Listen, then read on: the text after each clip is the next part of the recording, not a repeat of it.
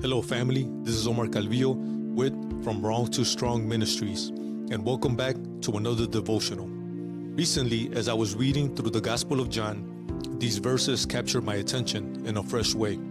I've read this passage many times over the years, but this time, the words of Jesus really settled deeply into my heart.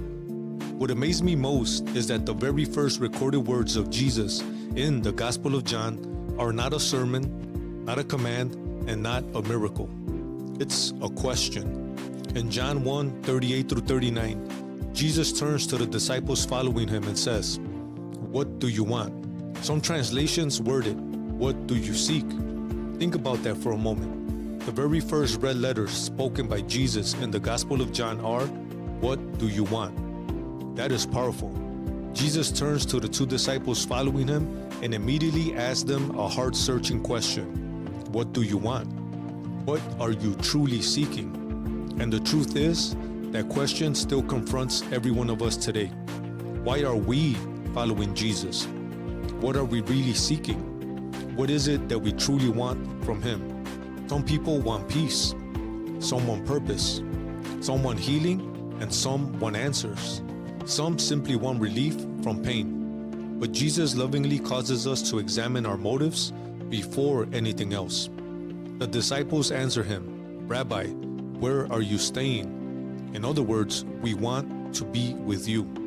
They were not just looking for information, they were longing for relationship. And Jesus responds with these beautiful words, "Come and see." Notice what Jesus does not do. He does not explain the whole journey. He does not give them a roadmap. He does not tell them every detail about where following him will lead. Instead, he invites them into a walk of faith. Come and see. That is still how Jesus works today. Many times we want God to explain everything before we obey him. We want clarity before surrender. We want the full plan before taking the first step. But Jesus often says, "Follow me first and I will show you along the way." A few verses later, Jesus says to Philip, "Follow me," John 1:43. Simple, direct, powerful. The disciples discovered who Jesus was by walking with him. And many times that is exactly how faith works in our lives too. Not by having every answer up front, but by trusting him one step at a time. Three things we learn from this passage. 1. Jesus questions our motives. What do you want?